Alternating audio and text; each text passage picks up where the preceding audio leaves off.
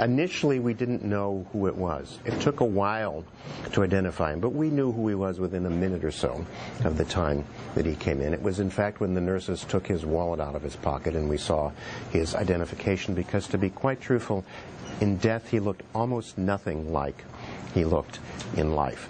We wouldn't have recognized him otherwise. The police officers knew who he was, and we 100% knew who he was when Yoko Ono walked through the door. He had no signs of life. He had no pulse, no blood pressure, no vital signs. He was not talking, and he was not hearing either.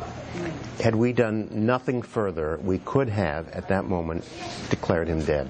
I took his heart in my hand and I massaged it to see if we could restore some effort, some cardiac function, but it was too late. I said something like, "We've been working very hard, we tried, but in spite of all of our efforts, your husband did not live, he's died." Each life is precious, and although we all knew that Lennon was an icon and that it was going to impact people worldwide,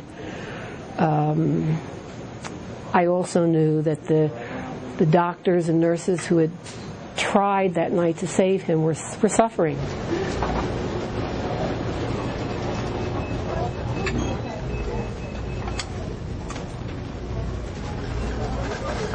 If I had to pick the spot where the event took place that night, where John Lennon was actually cared for in the emergency department of the Roosevelt Hospital, unfortunately it would be at this very spot. Presently a brand new building in the midst of a drugstore.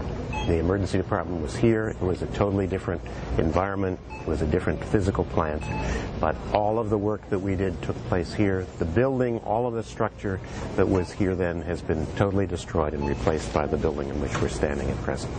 This is the door out of which Yoko Ono came. Sandra Schoen and I were standing on the inside. We actually had to send police officers out here because there were so many people standing against the door that we couldn't open it. Their car was parked here. Police cordoned off the sidewalk. She entered her car, drove home to tell her son Sean that his father had died. His body was completely wrapped, and I had put my hand, I was walking in the back part of the stretcher. And I just put my hand on the top of his head, and I know I was crying. And I said something to him. "I'm sorry. This is the best. We couldn't do better for you, John." And it always comes up for me. It was a very powerful moment to just feel this man's head and know that his body had been completely torn apart by this crazy man.